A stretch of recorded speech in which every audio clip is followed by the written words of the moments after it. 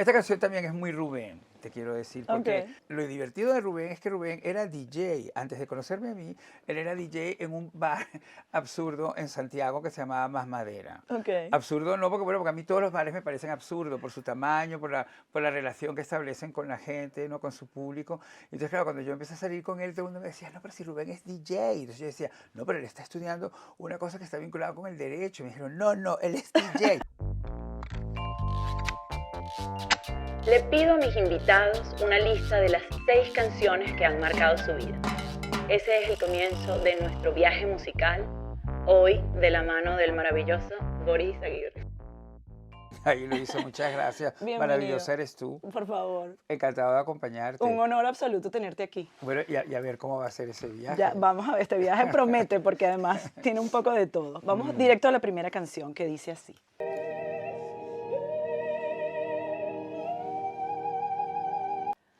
Y Abendrot, claro, Ajá. que es al atardecer. Bueno, es que ese es un Strauss maravilloso, pero sabes que esta es muy reciente en realidad, canción en mi vida, porque este es el principio, los créditos iniciales de la película Corazón Salvaje de David Lynch, que comienza así, con una llamarada de un fósforo y se crea todo este ardiente llama y suena esta lead de Strauss. Entonces yo eso lo descubrí con Rubén, mi marido, y me parece que en el fondo es una canción que habla un poco de lo que hemos sido nosotros, que nosotros estamos ahora avanzando en el atardecer, porque tenemos 33 años viviendo juntos, conociéndonos. Entonces, claro, hemos atravesado el día entero, ¿no? El amanecer, y ahora vamos hacia el atardecer y en la noche, ¿no? Y lo crepuscular, que yo creo que es lo bello de esta canción. Es Que hermosa. cuando la escuchas realmente, en ese alemán impresionante, esa reflexión de que realmente la vida juntos, en pareja, en conjunto y avanzando a lo largo de décadas, a lo largo de tiempos, pues realmente construye la verdadera felicidad. Una relación tan larga tiene que ser interesante también porque las dos personas van cambiando, ¿no? Sí, es verdad, vamos cambiando, pero sobre todo también empezamos muy diferentes, porque nosotros somos una pareja muy distinta, en el sentido de que somos interraciales, es decir, Rubén es blanco, europeo, gallego, celta, y yo soy caribeño, venezolano, caraqueño, cifrino o medio cifrino, pero bueno, cifrino por caraqueño, que esto lo entenderemos nosotros muy bien, porque yo creo que cuando eres caraqueño, eres cifrino. Absolutamente. Exacto, completamente, como que viene dado. Y entonces, claro, cuando yo conocí a Rubén en el año 92, que yo vine a vivir a España, fue realmente un choque de culturas. O sea, no solamente es que yo vine a España 500 años después a devolver la visita, que siempre digo, y que ha sido una visita de vuelta muy exitosa, en mi caso absolutamente, pero cuando yo vi a Rubén en esa puerta donde él apareció, yo sentí que realmente estaba conociendo al hombre de mi vida y lo tuve clarísimo, pero muy, muy claro. Con los años he pensado que también estaba viendo pues todo lo que yo iba a hacer luego, es decir, conquistar un país que no era el mío a través de una persona, a través de un amor, ¿no? Es que así es como empezó todo. Y también era muy maravilloso el lugar donde nos encontramos, una ciudad que se llama Santiago de Compostela. Es un lugar muy inusitado para una persona empezar su vida en España. ¿Tú viviste allí primero? Yo viví allí, fue porque me contrataron para hacer una telenovela que se hizo para una productora que estaba liderada por un palestino, Galeb Haber. O sea que una persona inmigrante también permitió mi proceso de integración y de ser inmigrante también. Entonces todo eso era muy increíble y yo estaba allí escribiendo, todos los días me levantaba, me sentaba a escribir, escribía el episodio, lo dejaba reposar y entonces veía llover, porque es una ciudad donde llueve muchísimo. 365 días al año. Entonces llovía y de repente yo me caí en un ascensor, el ascensor se cayó conmigo dentro, 7 pisos, y cuando conseguí salir me di cuenta que no tenía a quién contárselo, porque todavía no tenía amistades. Entonces decidí hacer una fiesta, entonces como es una ciudad universitaria, salí a la calle y en vez de repartir flyers le iba diciendo a la gente, bueno, ¿quieres venir a una fiesta en mi casa? Y no sé qué tal, y así hice esa fiesta. Y la fiesta era un desastre auténtico, no había manera de que nadie se pusiera de acuerdo con la música que querían poner, unos ponían Héroes del Silencio, Muy ecléctico. otros querían poner Bruce Springsteen, o sea que te imaginas las cosas súper heterosexuales sexuales, y yo estaba horrorizado, y de repente apareció Rubén con unos amigos suyos y trajeron Alaska y los Pegamoides, y pusieron la cinta y empezaron a cantar El Rey del Glam, diciendo, porque Boris, Boris, eres el Rey del Glam, y así nos conocimos. ¿Y tú y qué? Claro, y así nos conocimos, y así estaba realmente delante mío toda mi vida, lo siguiente que iba a ser mi vida en España, Pero qué gran estaba historia. sucediendo. Qué sí, maravilla. por eso te lo quería contar. Me encanta. Pero cuando llegamos a Strauss y a lo de David Lynch, es mucho después, muchísimo después, pero realmente yo creo que por eso nos emociona. Y me acuerdo siempre que por ejemplo, un día caminando por Hyde Park en Londres, de repente la escuchamos y nos pareció como increíble, porque era así como que si la canción nos estuviera siguiendo. Y ahora con el fallecimiento de David Lynch, pues claro, también nos ha revolucionado muchísimo. Claro, mira, la letra dice, sobre todo el final, me parece muy hermosa. La agarré porque dije, wow, esta letra es muy hermosa. Dice, a través de la necesidad y la alegría hemos caminado mano a mano. De este amor descansamos ahora sobre el campo silencioso. A nuestro alrededor se inclinan los valles, se oscurece ya el aire. Solo dos alondras aún se elevan soñando en la brisa perfumada. ¡Qué maravilla! Sí, eso somos Aproxímate y nosotros. déjalas vibrar. Pronto será tiempo de dormir, que no nos extraviemos en esta soledad. Oh, paz inmensa y silenciosa, tan honda al ocaso. Cuán cansados estamos de caminar. ¿Será eso acaso la muerte? Bueno, es verdad, porque esa es la traducción al ocaso, no es al atardecer, Claro. al ocaso, que es la traducción perfecta. Pero en el fondo, ahora que lo has leído tan divinamente, porque evidentemente tiene todo ese aire romántico de su tiempo, pero también podrías pensar que esto es una canción que se puede extrapolar a muchas cosas, a nuestro país, Venezuela, a su situación, a la presencia de Donald Trump, al auge de estas derechas en Europa, a esta situación tan absolutamente zozobrante y un poco aterradora a la que nos estamos enfrentando. Así También es. la puedes vivir como esas alondras de Al ocaso de Strauss. Qué bonito. Gracias. Gracias por compartir esa historia. Además, acabo de estar en Santiago de Compostela hace poco porque hice el Camino de Santiago. ¿Lo hiciste? Sí. Yo nunca lo he hecho, yo lo que he ido a Santiago directamente. Tienes que ir a en hacer Viasa. el, Sí, el- sí, el- sí. el camino, Boris. Sí. Te va a encantar. Es una gran experiencia. Tenía una gran amiga mía, Lucía Bosé, que es una Ah. mujer muy importante en mi vida, y Lucía lo hizo varias veces. Y entrenaba en el jardín de su casa.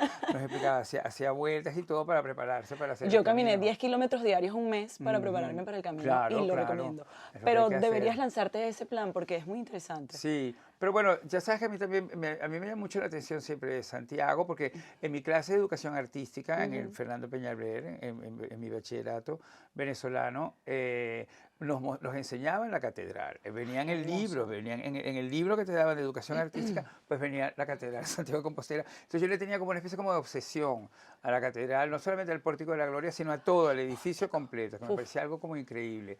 Y cuando de repente me vi viviendo allí, no daba crédito. Claro. ¿Entiendes? Y luego también me acuerdo que el día antes de marchar, Álvaro Mutis, el poeta escritor. colombiano, estuvo en Caracas dando una conferencia. Y, de repente, y él habló también de lo que significaba para él Santiago de Compostela, el hecho mismo de repente de que esa ciudad parece que aparece en tu vida y luego ya te marca para siempre. Y me iba a ir al día siguiente. Wow. Entonces yo pensé, esto es como impresionante, ¿entiendes? Bueno, Estaba y así todo. fue.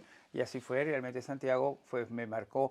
Yo llegué en un viaje que había de Viasa, Ajá. que salía de Maiquetía a La Bacoya, que es el nombre del aeropuerto de Santiago de wow. Compostela. Sí. Y entonces, claro, hice ese viaje en Viasa. Y también es verdad que el viaje fue como muy esperanzador, porque de repente yo tenía puesto una camisa que me había comprado de Emporio Armani, de cuadros grandes, roja y beige. Porque de ibas esa divino época. al avión. Porque iba divino, porque yo pensé, bueno, este es un viaje muy importante en Claro. mi vida, ¿entiendes? Yo me paré delante del Ávila ahí en el obelisco de Altamira, que había un lugar que hacían unos bocadillos, unos sándwiches y unos batidos de Oreo, que era una maravilla. Qué rico. Ese lugar se puso muy de moda en esa época. Y yo me paré delante del Ávila y le dije, me miré hacia el Ávila y le dije, ahí te quedas, yo me voy. Que fue realmente una decisión muy importante, dolorosa, pero realmente importante. Claro. Y entonces, bueno, me subí a este avión así, no sé qué, y de repente un aeromozo, siempre esos aeromozos maravillosos de la vida, un aeromozo me dijo, pero usted debería subir con nosotros a primera. Entonces Claro yo le que dije, sí. bueno, por supuesto que sí, estoy totalmente de acuerdo. Y entonces me dijo, pero hombre, te hubieras vestido un poco más. Entonces yo le dije, no, es Armani.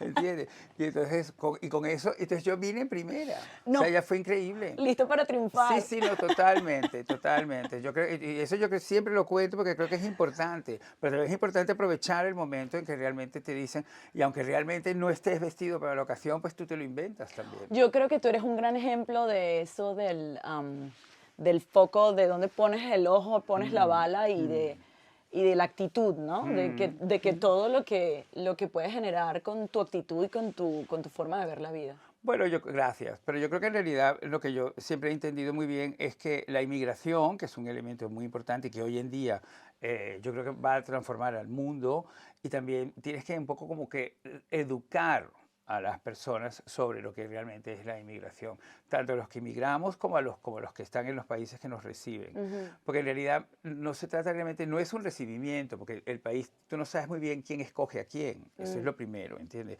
Yo jamás me imaginé que realmente iba a vivir en España, pero de pronto cuando apareció, pues bueno, dije, pues sí, mira, este es el lugar. Y entonces una vez que estás ya, el proceso importante a seguir es la integración. Tienes que integrarte. Eso es importantísimo. Y tienes también que enseñar a las personas lo que es la integración, porque la mayoría de la gente no lo sabe.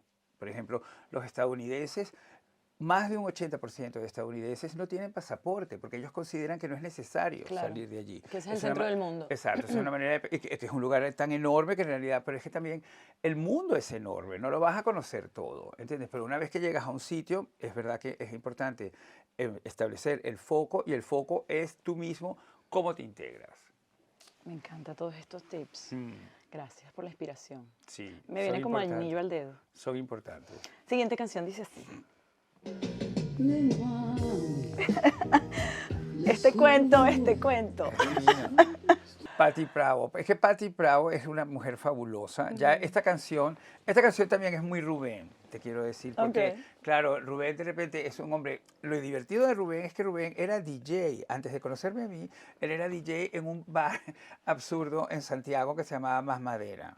Absurdo no, porque bueno, porque a mí todos los bares me parecen absurdos por su tamaño, por la relación que establecen con la gente, ¿no? Con su público. Entonces, claro, cuando yo empecé a salir con él, todo el mundo me decía, no, pero si Rubén es DJ. Entonces yo decía, no, pero él está estudiando una cosa que está vinculada con el derecho. Y me dijeron, no, él es DJ. Entonces, claro, a mí esta bifurcación de mi marido me parecía muy interesante, porque yo siempre soy muy favorecedor de tener varias personalidades, ¿entiendes? No debes tener solo una, sino que intentar tener varias, porque si te pones a ver, todos los superhéroes o los superhéroes buenos tienen doble personalidad. Clark Kent es Superman, Bruce Wayne es Batman, ¿entiendes? La Mujer Maravilla es una señora, Diane Palmer, el Fantasma es un señor que antes era otra persona, se pone la máscara y es otra. Mandrake es el único que es siempre Mandrake, pero te quiero decir que en ese sentido del superhéroe, yo creo que es buenísima idea que tú seas varias cosas a la vez, y yo creo que eso lo he hecho mucho con mi propia personalidad, y también yo pienso que con mi trabajo, porque yo siempre he abordado como distintas disciplinas y no me ha dado nunca miedo a hacer eso, porque pienso que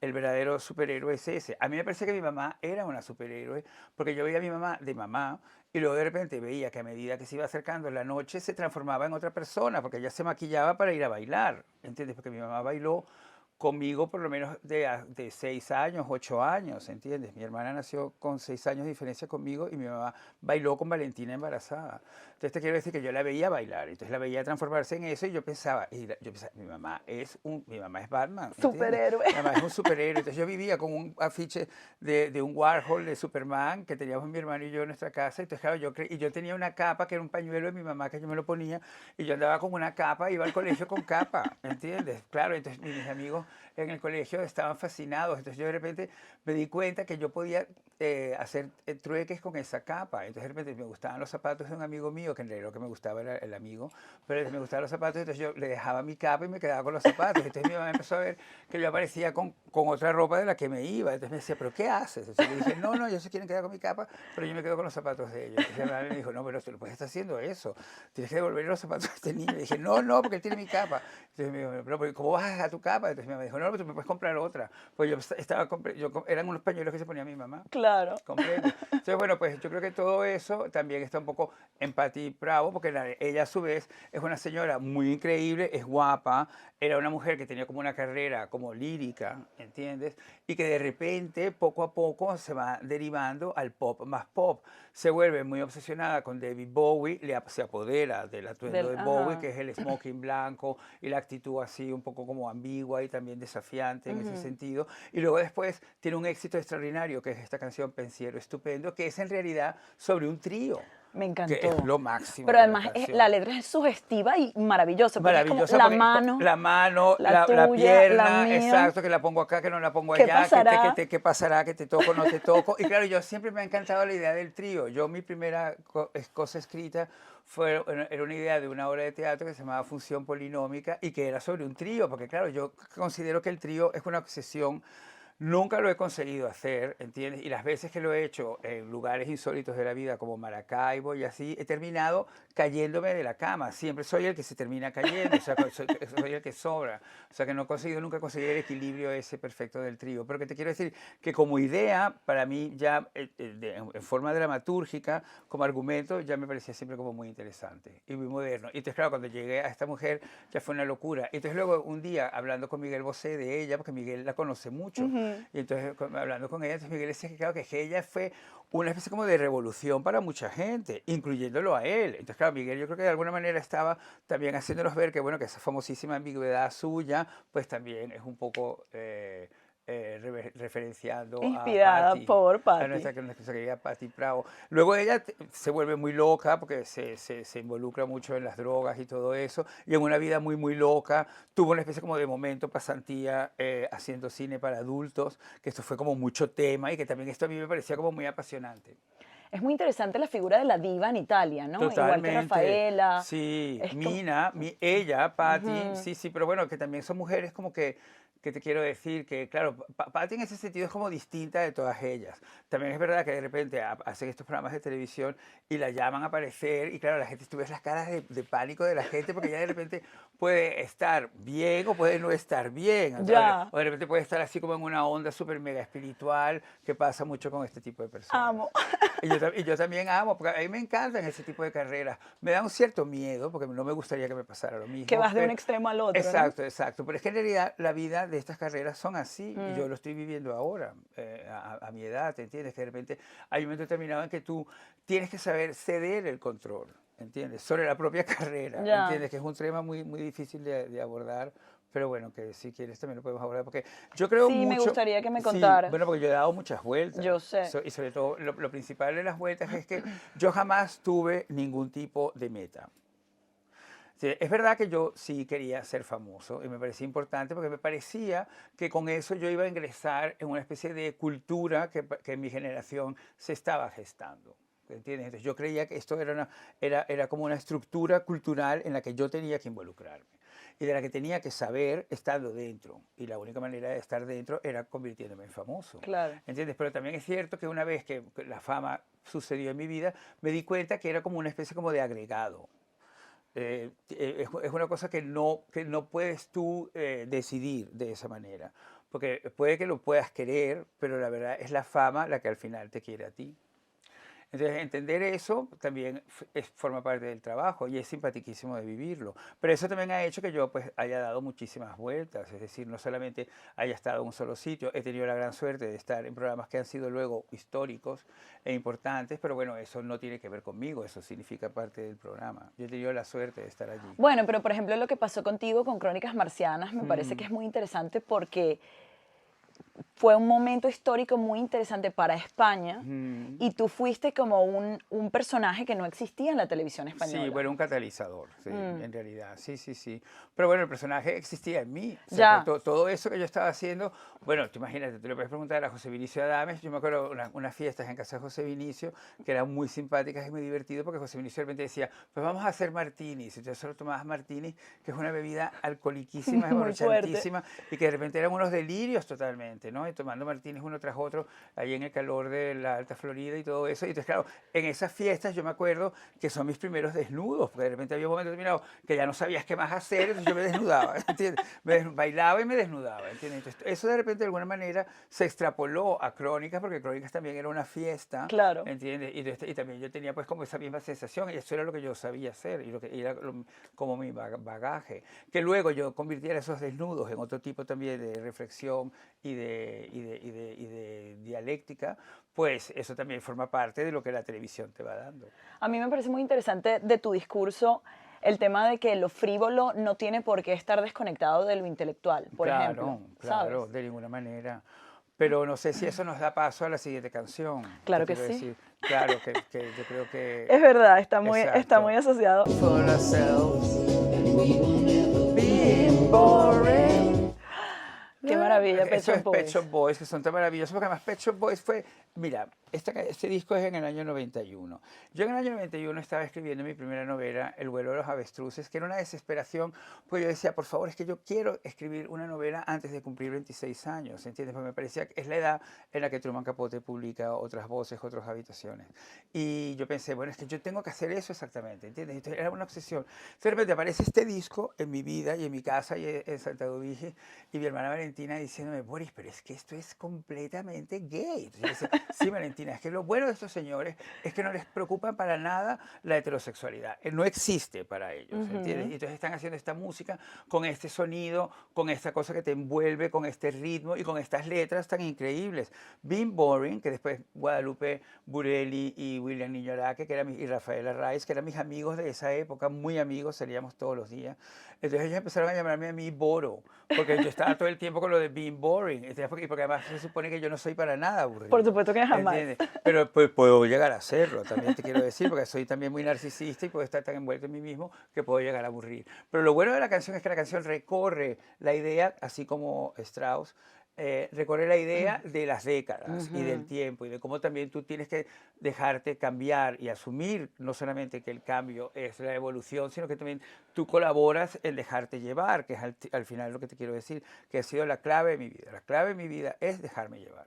Yo jamás pongo nunca cortapisas, o sea, de repente hay alguna que otra cortapisa que de repente puedo poner por cosas de dinero, presupuestarias, de cierto, de lo del prestigio, ¿no? Que creo que es una bobada, porque el prestigio es una tontería, el prestigio se hace y también te escoge a ti, ¿entiendes? Entonces, pero en ese sentido, son las únicas cosas que de repente me pueden hacer pensar, pero el resto del tiempo es, bueno, mira, me levanto y que sea lo que sea, ¿entiendes? Yo creo muchísimo en eso.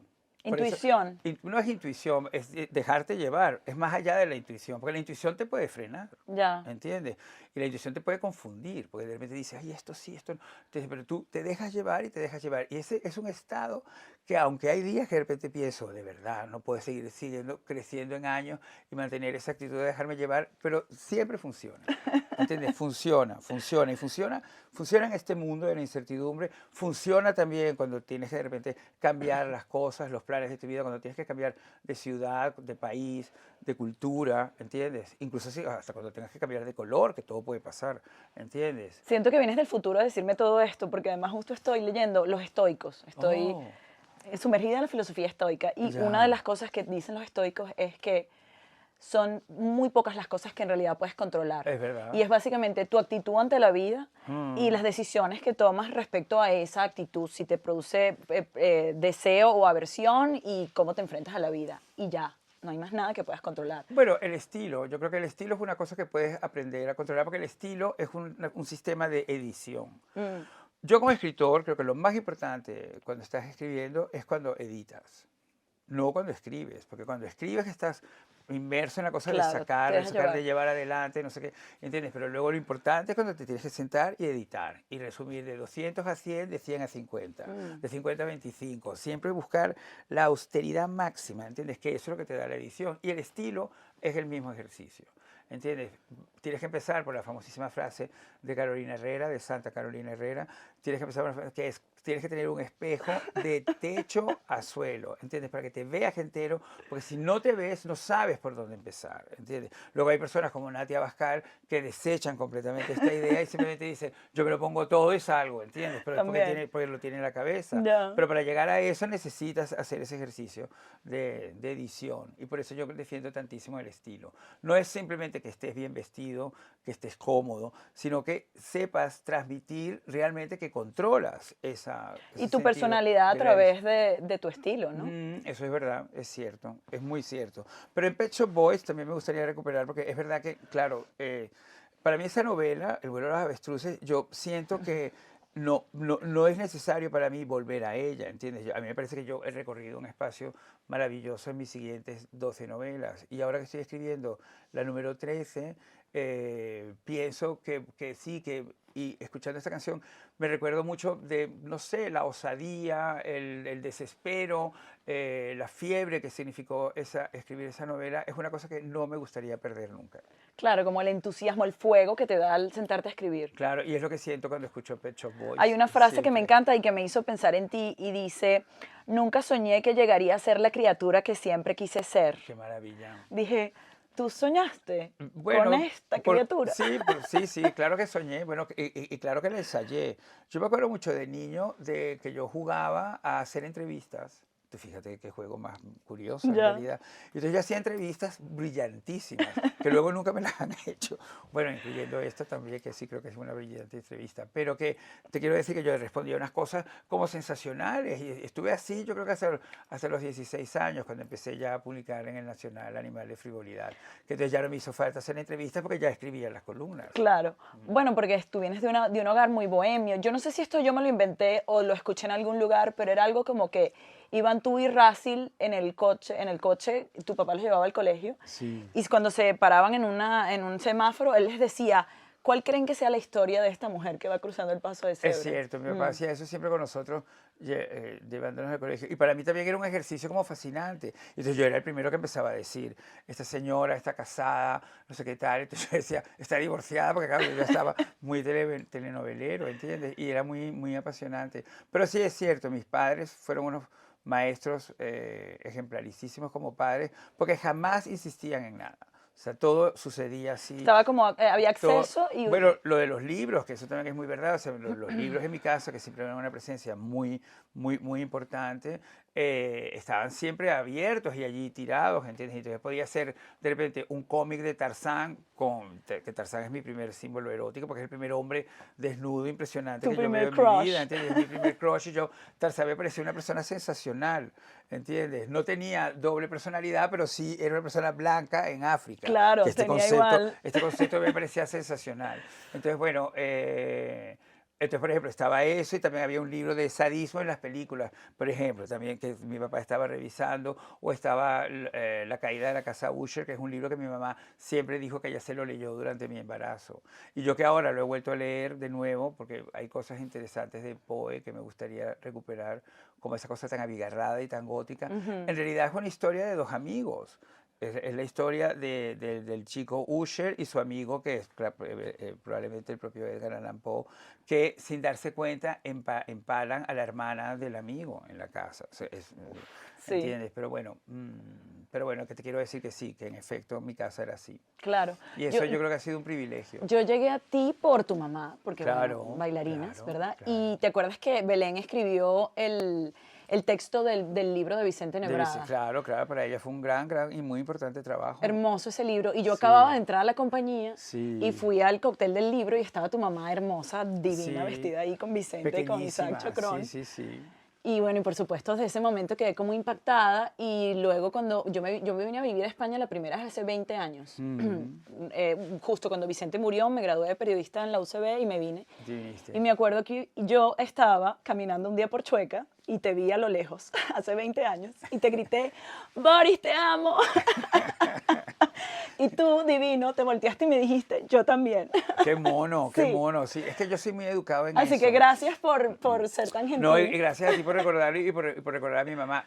Mi mamá era increíble porque mi mamá no se maquillaba, porque como ella se maquillaba para la escena, Para el ballet, ella no se claro. maquillaba para nada. Entonces, es muy increíble que yo de repente haya tenido esta fascinación por mujeres como Margarita Sin, la propia Lucía, Isabel Preisler, que son mujeres muy distintas a mi mamá, pues son mujeres verdaderamente producidas. que también han hecho de eso una especie de armadura en sus vidas. Pero la armadura de mi mamá era que estaba todo el tiempo sin maquillaje, vestida siempre en colores muy oscuros, y ella misma, su tamaño, que era tan sorprendente, porque tú decías, ¿cómo puede ser que yo haya venido de ese cuerpo tan pequeño? ¿Entiendes? Entonces siempre pensaba, cuando mi mamá me decía, no, porque ustedes me quitaron el calcio, los dientes, todo, yo decía, bueno, mamá, es que es evidente que te tenemos que haber quitado muchísimas más cosas, chupado. porque tú realmente eres mínima, ¿entiendes? Claro. Pero bueno, que sí, que esa disciplina y ese rigor de mi mamá, a mí al final me he dado cuenta que me ha marcado muchísimo.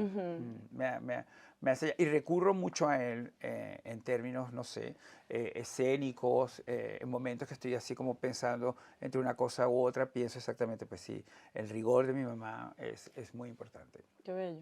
El video de esta canción de la Pet Shop Boys que acabamos de escuchar, que lo dirigió Bruce Weber, que era el fotógrafo de las modelos de la época, ¿no? El que Claro, básicamente totalmente. era la imagen de la moda de los 90. Claro, Es muy claro. interesante. Les voy a dejar el link aquí para que lo vean porque Es es bellísimo. muy bello. Es muy bello, como todo, es que en realidad es sofisticado y bello, que también son elementos que a mí me interesan muchísimo. Sí, es espectacular. Se los Claro. recomiendo ampliamente. Vamos a ver qué dice la cuarta canción. Esta es la cuarta ya. Sí. She's unable to lunch today, Madam. madam.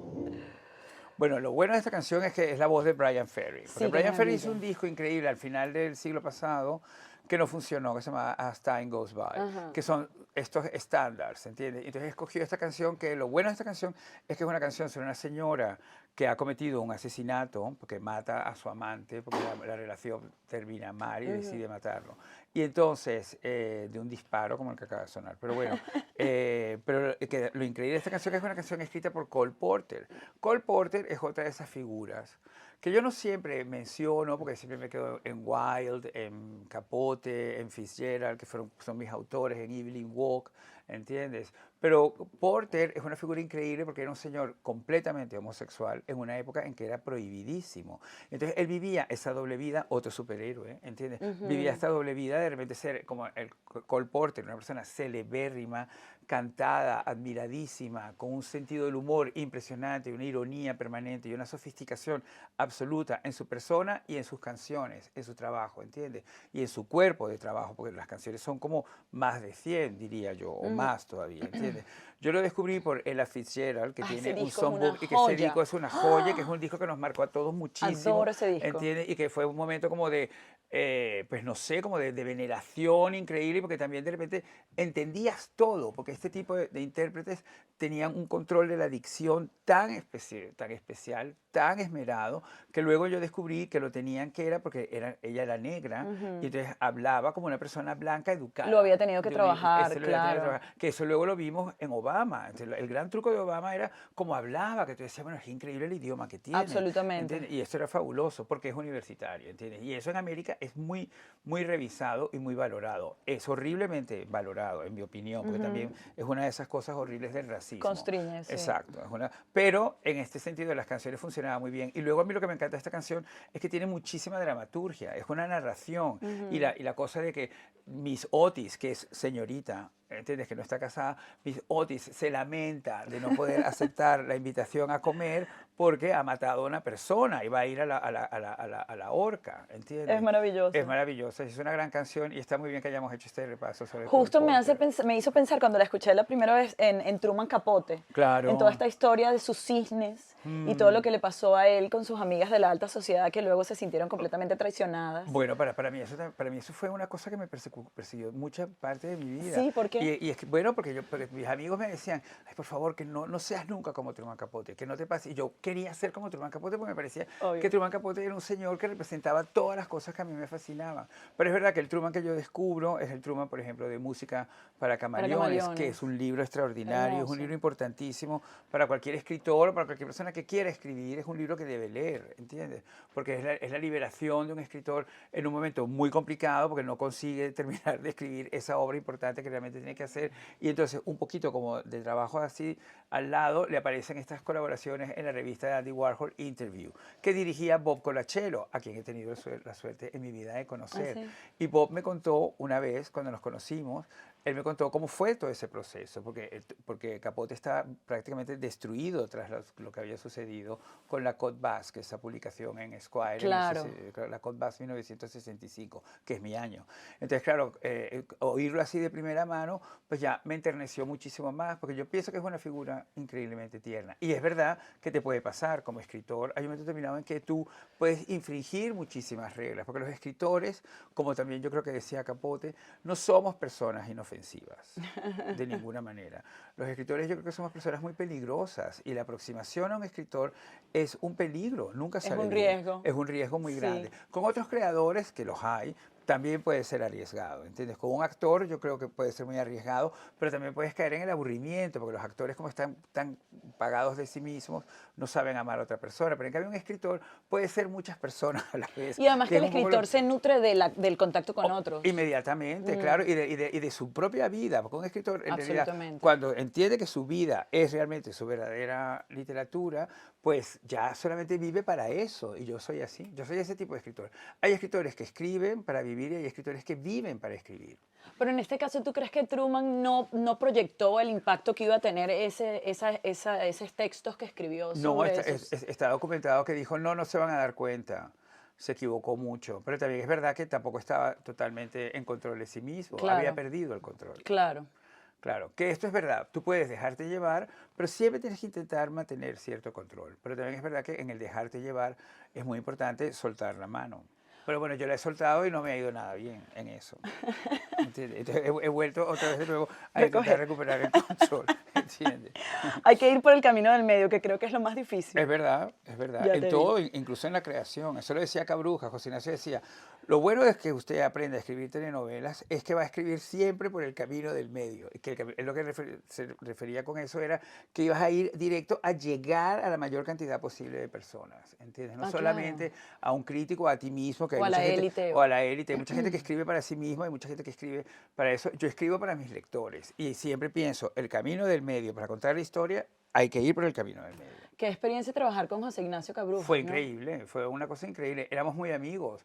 Porque claro, yo de repente, cuando se estrena Acto Cultural, yo tengo 11 años. Ay, maravilla Claro. de obra. Y Acto Cultural es una obra tan increíble. Entonces, claro, la revolución que eso significaba en mi casa, que yo los oía hablar a mi papá y a mi mamá de la representación, de la función, decían momentos de las frases, de los diálogos. ¿Entiendes? Entonces yo decía, bueno, es que esto realmente es una revolución, esto está cambiando aquí las cosas. Y entonces yo pedí ir a verlo. Entonces, claro, pero yo tenía 11 años, pero claro, como Isaac Chocrón era prácticamente mi tío, porque en realidad era el padrino de mi hermano, pero mi mamá lo consideraba un hermano, entonces de repente a mí me permitieron ir. Entonces yo empecé a ir e iba a todas las funciones, hasta que un día Perla Bonasek le dijo a José Ignacio, pero es que es rarísimo, porque me dicen que ese niño que está siempre, es que hay un niño en el teatro. Entonces, de repente, y nos acaban de decir que es el hijo de Rodolfo Izaguirre. Entonces de repente yo dije, bueno, no sé, entonces José Ignacio un día me dijo, bueno, a todos nos llama mucho la atención porque es que vienes todos los días. Yo dije, sí, sí, es que me encanta. Entonces él me dijo, bueno, si no te molesta, el lunes que no hay función, a mí me gustaría que habláramos.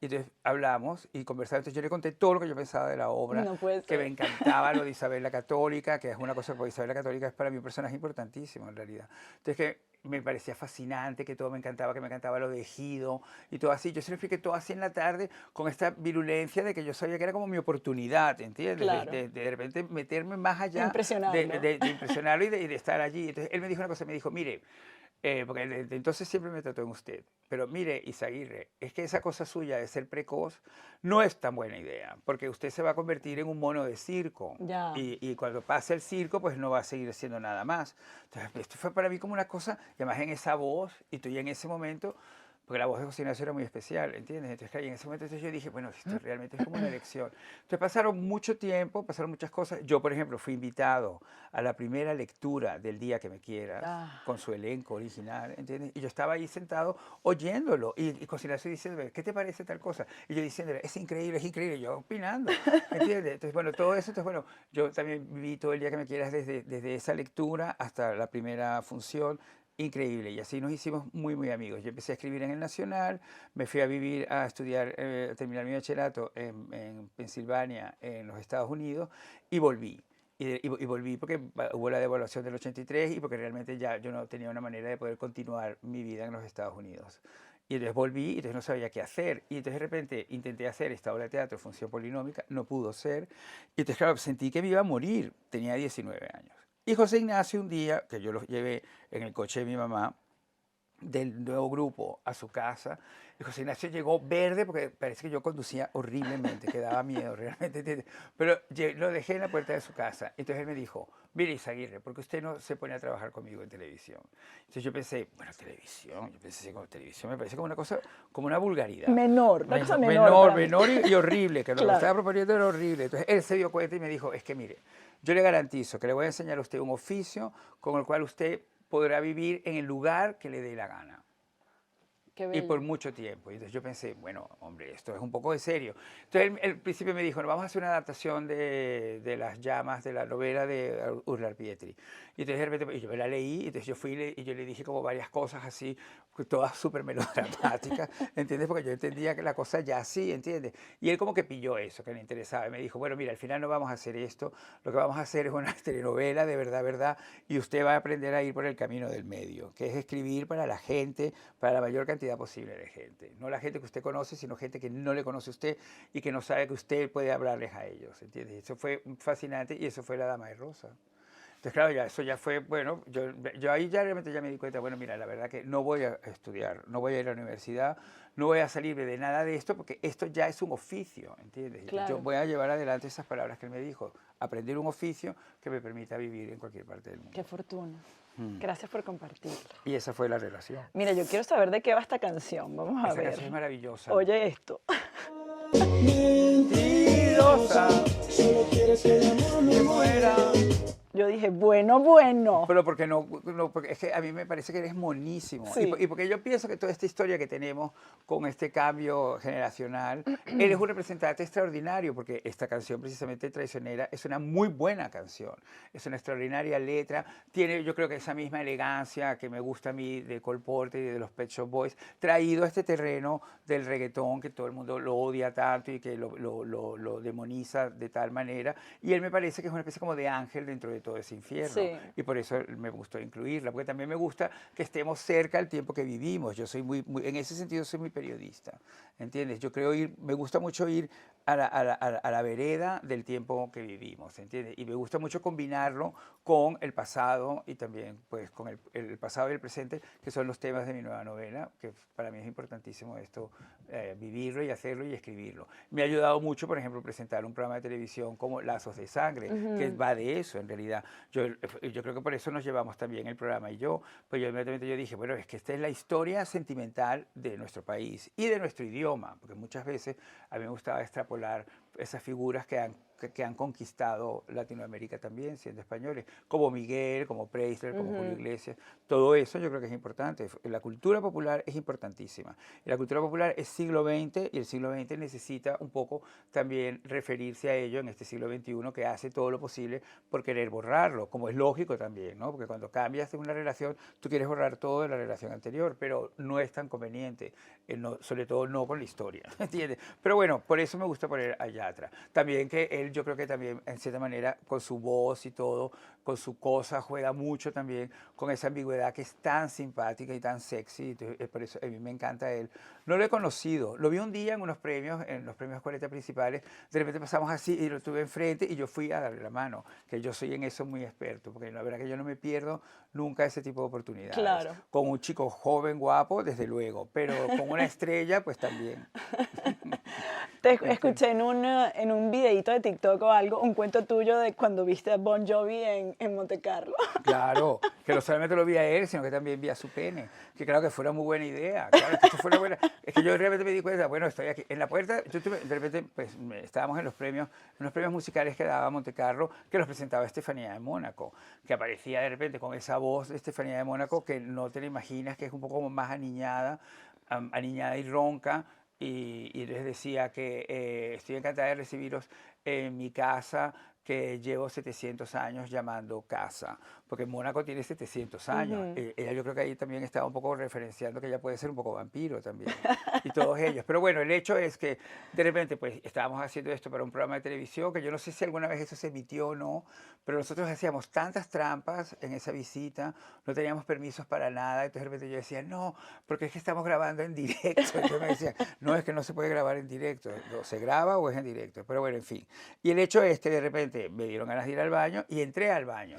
Y cuando estaba entrando al baño, estaba saliendo del baño ante un alarido de gente, Julio Iglesias, que salía de ese baño. Entonces yo dije, bueno, pues me meto yo también en ese baño, porque si ahí viene Julio Iglesias va a ser increíble. Entonces, ya haciendo pues lo que fui a hacer al baño, con un muro así de separación de un mármol impresionante, Obvio. verde, gris, así increíble. Al lado aparece esta melena rubia increíble, también hacer lo mismo que yo. Entonces yo dije, bueno, mira, la verdad seré muy tonto si no hago lo que es obvio que tengo que hacer. Entonces levanté un poco la cabeza por encima del muro y miré hacia abajo y vi El talento. el talento de John Bon Jovi y pensé, este hombre es maravilloso porque es New Jersey, ¿entiendes? Porque en esa época New Jersey era un poco como que el horror, Claro. como lo proletario, ¿entiendes? De Nueva York y yo pensé, pues este tipo de New Jersey está aquí en Mónaco orinando y es John Bon Jovi y yo lo estoy viendo. A mí me pasó una cosa muy divertida al estilo. Una vez estaba en Los Ángeles, en el Hotel Península en Beverly Hills, y cuando llegamos al hotel dicen, está Hugh Jackman hospedado en el hotel, y a mí Oh, me wow, encanta Hugh claro, Jackman. por supuesto. Entonces dije, tengo que verlo, ¿sabes? Por lo menos verlo de lejos. Entonces subí corriendo a la habitación, me cambié, me puse algo lindo y tal, y está en la piscina, y yo corrí a la piscina. Claro. Llegaba, se acaba de marchar, no puede ser. Claro. Se ha ido a tomar café, y yo bajaba a tomar café. O sea, yo pasé como una hora dando vueltas por el hotel persiguiendo al Hugh Jackman que nunca apareció. Que nunca apareció. Me rendí y dije, bueno, voy a hacer un poco de ejercicio. Me fui a cambiar otra vez, me pongo la ropa de gimnasio, entro al gimnasio y empiezo a correr en la trotadora. Y de pronto se abre la puerta del gimnasio y entra Kevin Bacon. Y se monta en la trotadora al lado mío. Claro. Y yo Kevin dejé de Bacon, Hugh trotar Jackman, y empecé claro. a actuar a que trotaba, ¿sabes? Claro. Claro, qué mona. Pero era Kevin Bacon, no era Hugh Jackman, me No, encanta. bueno, no me tocó Hugh Jackman, pero me tocó Tocó trotar Kevin Bacon, junto a también. Kevin Bacon. Footloose, te lo hubiera podido Exactamente. haber traído, porque la verdad que a mí me encantaba esa canción. La película la vi muy tarde en la vida, pero la canción me encantaba. Y él también. Pero bueno, yo te entiendo, pero lo que te quiero decir con esto es que uno en la vida, muchas veces la vida es una cuestión de oportunidades, ¿entiendes? Y es verdad que tú no te puedes... No puedes provocar la oportunidad, pero cuando la tienes delante, la tienes que realmente intentar agarrar. Eso es importantísimo en la vida, ¿entiendes? Yo creo que es importantísimo. Es una clave absoluta para el éxito. Sí, hay que atreverse. Hay que atreverse, sí, sí. Y a uno le cuesta mucho, sobre todo a los caraqueños nos cuesta muchísimo, porque los caraqueños, es que, ¿sabes qué? Lo que pasa es que hay que reconocer que es que Caracas es una ciudad muy provinciana, ¿entiendes? Una ciudad geográficamente pequeña, y mentalmente muy Sí. pequeña. Por eso todo el mundo nos marchamos de allí, no solamente por lo que esté pasando, sino porque en realidad la ciudad te invita a marcharte. Caracas es el único lugar del mundo que tú vas de visita, cualquiera que sea el tiempo, un mes, 6 meses, 6 años, 60 años, y te reciben. Cuando llegaste, y antes de que responda, te dicen, ¿cuándo te vas? Eso es muy caraqueño, Sí. ¿entiendes? Entonces, porque así es esa ciudad. Entonces, yo creo que esa mezcla de provincianismo y también de dinero, esa combinación de Caracas, nos hace ser como somos, muy arriesgados, pero al mismo tiempo increíblemente taimados. Y de Sí. repente como traídos para atrás, como, ay, no me atrevo, no me atrevo. Te tienes que atrever, en ese momento tienes que parar Caracas. O sea, se acabó Caracas y es lo que es. Madrid, Nueva York, París, Istambul, Me lo que gusta. sea. Quiero esa palabra en mi vida. Me voy a atrever, más atrever. Atreverse siempre. Con todo. Ay, esta canción la adoro. En tus ojeras se ven las palmeras, borrachas de sol. Qué bella. Esto Toña la es Negra. Salomé de Toña la Negra. Toña la Negra era venezolana, Ah, ¿sí? ¿sabes? Totalmente de Barquisimeto. Y esto para mí fue como un gran descubrimiento. En el momento que yo descubrí esta canción y que primero descubrí a Toña la Negra, porque hubo un momento en los 80s que yo creo que hubo una locura con Benny Moré, claramente con Celia Cruz, con la orquesta Matamoros y todas estas cosas. La Sonora Matancera. La Sonora Matancera. Todo esto de repente musicalmente nos abrió a todos como un mundo que era tropical, no era anglosajón, desde luego tampoco era bolero, ¿entiendes? Entonces ni tampoco era tango, pero tenía un montón de cosas, ¿entiendes? Y nos gustó mucho. Y de repente aparece Toña la Negra y yo descubro que es venezolana y cuando estoy escribiendo El vuelo de los avestruces, esta fue la canción que estaba todo el tiempo conmigo. Es de Agustín Lara. Cuando la oigas entera, es increíble la letra. La rima de amor que tiene el coral, bueno, es algo increíble. O sea, Hermosa. pensar una cosa así es tan impresionante, es vacío total, ¿entiendes? No dice nada, pero es tan bonito, ¿entiendes? Entonces, esa construcción, que también es arquitectura, de lo absolutamente banal, pero bello, para mí también es muy fascinante. Pero también he aprendido con los años a entender que hay que intentar colocarle un cierto tipo de significado y de profundidad, si quieres, la palabra que es tan difícil para mí, a esa belleza siempre, porque por sí sola es bastante efímera y se deshace. Pero en esta canción, al final, mira, ha perdurado años, siglos, décadas, y es fantástica y siempre sigue siendo increíble. Y esa voz de ella todavía es más fascinante porque no es una voz muy completamente femenina, tiene una cierta cosa ronca, ¿entiendes? Y yo la veo divina. Yo se la enseñé a Miguel para un disco que él hizo en el 94, Laberinto, y él la incluyó.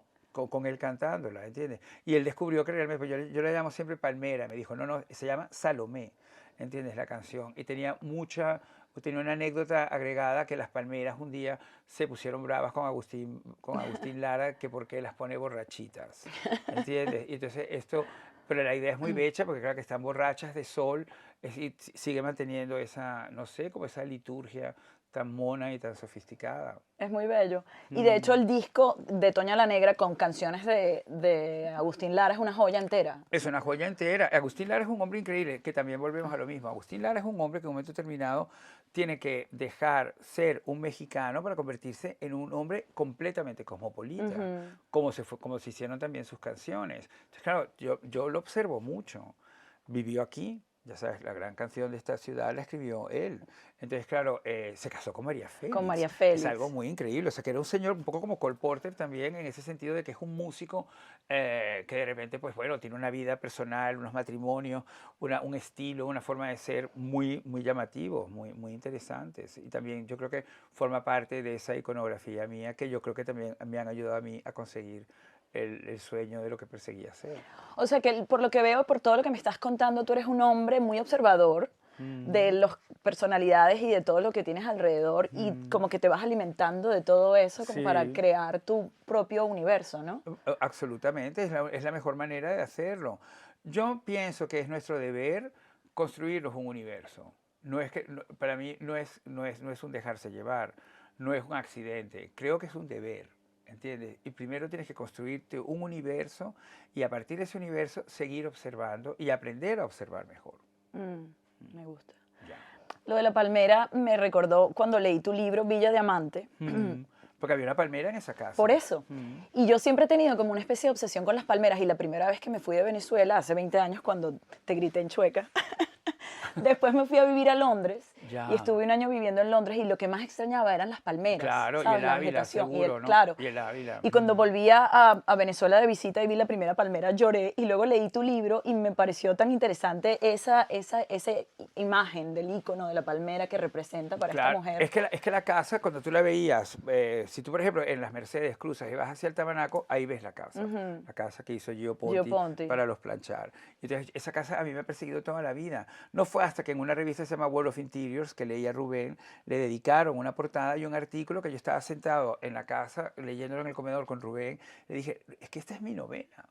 Y así surgió Villa Diamante, ¿entiendes? Pero sabes que esa palmera le cayó un rayo y se quemó, ¿entiendes? Y yo todavía vivía en Caracas cuando eso. Entonces, claro, yo cuando de repente pasó lo del rayo de la palmera de Villa Diamante, ya yo pensé, bueno, estas cosas se están torciendo muchísimo aquí, ¿entiendes? Inmediatamente después vino el 4 de febrero del 92 y nosotros estábamos, José Vinicio, Victoria Benatar, Rafael Anselmi, que son mis amigos de esa época, muy amigos, estábamos compartiendo un cacho de marihuana en la autopista en esa madrugada y de repente empezamos a ver caer en la autopista paracaidistas. La del 4 de febrero. La del 4 de febrero y vimos los paracaidistas cayendo y de repente yo dije, bueno, no vuelvo a fumar marihuana más nunca.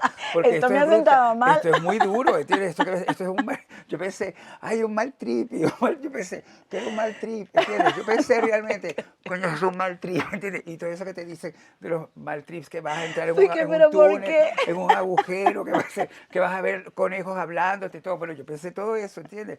Y en realidad era el golpe de Estado del 92, ¿comprendes? Me encanta. ¿Comprende? Y todo eso siempre estaba allí, pues como con la figura de Villa Planchar, siempre un poco como señalándonos, instituyéndonos. Para mí Villa Diamante es una novela que fue increíble hacer, porque es verdad que de repente, pues cuando me di cuenta que tenía la historia, pues también sabía un poco, pues bueno, yo creo que lo importante acá es explicar que hubo un momento en nuestra ciudad, que esa ciudad fue como un ejemplo de futuro. No de presente, no de bonanza económica, sino que fue un ejemplo de futuro, de cómo iba a ser las ciudades en el futuro. Y entonces hay esas tres casas, la de los Urbaneja, la casa construida por Richard Neutra, de los González Gorrondona, y Villa Diamante, que no se llama así, se llama El Cerrito. Pero él tuvo una casa que se hizo también en Los Palos Grandes que se llamaba Diamantina, que la derrumbaron, por cierto, ¿entiendes? Entonces, bueno, entonces yo de repente pensé, bueno, tenía que tener un nombre muy literario. Claro. La vida de esa novela es increíble, es mi aproximación al planeta. Yo soy finalista del Premio Planeta por esa novela, que se publicó en el 2007 y fui ganadora de parte del planeta en ese momento, en el 2007. Yo no me releo, pero ahora que estoy afrontando esta nueva novela, que también es un poco otra vez lo mismo, utilizar una historia real del pasado y escribirla desde ahora, ¿entiendes? Y también reflexionar sobre lo que en el pasado fue pasado, cuando fue presente, qué cambios ejerció sobre la sociedad entonces, pero ahora he decidido ambientarla en Madrid de los años 50. Ay, qué interesante, qué bonito. En plena dictadura. ¿Estás escribiendo ahora mismo? Sí, estoy escribiendo ahora mismo y voy a ir ahora a Lola porque he conseguido convencerles de que realmente van a ser mi verdadera fuente de documentación. Porque necesito ver un poco pues cómo era todo, ¿no? Cómo eran los personajes, cómo eran las decoraciones, y yo creo que el Lola puede ayudarme muchísimo en eso. Qué belleza, me Y por encanta. eso me he vestido así para ti, pero también porque tengo esa cita. Qué bello. Bueno, mira, ha llegado el momento en el que yo te pongo una canción a ti y debo decir que tuve ayuda de tu hermana Valentina Oh, para elegir esta canción porque busqué en internet y nada me convencía. Te iba a poner Mr. Lucky porque era la canción que te ponían para entrar en a Crónicas Crónicas, Marcianas. que igual me encantaba, pero Valentina me ayudó y por eso vamos a escuchar la siguiente canción.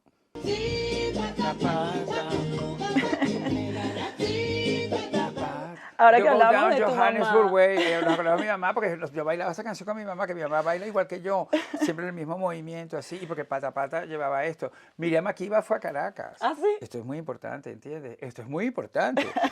Josephine Baker, Miriam Makeba, Vivian Lee, estas señoras fueron a ¿Vivian Caracas. Lee? Vivian Lee fue a Caracas Oh, y wow. mi tío Isaac la conoció y se entrevistó con ella, y Isaac había escrito Mónica y el Florentino. O sea que realmente fue un momento como increíble, ¿entiendes? Entonces, bueno, y en Caracas estaban los Herrera, o sea, Mimi Claro. Herrera y el papá de Reinaldo Herrera, que eran unos señores completamente internacionales, que también un poco se involucran con esto. Miriam Makeba es una señora que de repente desde Sudáfrica, que es una pena que Elon Musk sea surafricano. Es verdad. Eso me hace sentir mal, porque me pone de mal humor. Pero desde Sudáfrica aparece esta señora negra cantando desde el África esta canción en ese momento de explosión y de lucha por los derechos civiles entre los negros y blancos. Y entonces, claro, de repente esta canción es un poco como ese momento es revolucionaria, ¿entiendes? En el mejor sentido de la palabra, porque yo adoro las revoluciones, ¿entiendes? No la chavista, porque no la entiendo, que es un señor militar y yo no puedo entender una revolución de un militar, ¿entiendes? Pero la revolución, sí, ¿entiendes? Entonces, y esto para mí significaba eso. Entonces, era como ese desafío. Y ver a mi mamá monísima como era y bailándolo con ese tamaño y haciéndolo así, que también tenía como una sofisticación inherente, pues claro, es lo que ha hecho que esta canción Valentina... Y me te contó vaya Valentina que se subiendo. ponía un vestido maravilloso y bajaba las escaleras. Sí, como que llegaba sí, un sí. momento en la noche en que era Sí. como el momento El de, momento de pata Belén. pata, sí. Y luego cuando íbamos en las Navidades, pues claro, pasábamos horas bailando y la poníamos y la poníamos. Y cuando yo hacía esas fiestas, que Valentina las recuerda muy bien, que eran unas fiestas muy locas que empezaban en 30 personas y podían llegar a 300 en esa casa, y la calle desbordada y todo así, y de repente aparecieron unos policías, que los policías dijeron, no, es que los vecinos se han quejado. Yo dije, es imposible porque están aquí. ¿Entiendes? Claro, era tanta gente que los policías me creyeron. Se unían los policías a la fiesta. Y los policías empezaron a intentar seducirlos a que se Obvio. quedaran, ¿entiendes? Por supuesto. Pero bueno, en esas fiestas de repente aparecía mi mamá con esa bata, que era una cosa que se había comprado en Israel, ¿entiendes? Y entonces era como una bata así como con un rollo mexicano, pero que en realidad era judío, era israelita. Y entonces aparecía así, bailando el patapata, y era como un show increíble. Qué bella. Qué maravilla. Me encanta. Gracias, querido. Gracias Ha a ti. sido un honor maravilloso Para mí tenerte también. aquí, de verdad. Me he divertido mucho, te lo Muchas agradezco. gracias. Gracias. Gracias por venir y bueno, ya saben, siguiente Recolera, pendientes ahí. Gracias, Boris. Gracias. Espero que la hayan Eloisa. disfrutado. Mucho. Me Qué voy muy bueno. feliz. Qué lindo, gracias. Gracias. La Rocolera es presentada por Saute, Kia, Cocuy Saroche, Wild Sunglasses y El Maní. Elegir un auto es como escoger el ramo perfecto. Tiene que reflejar tu estilo, frescura y hacerte sentir único. En South Dade Kia tenemos el auto que combina contigo, justo como ese ramo diseñado solo para ti.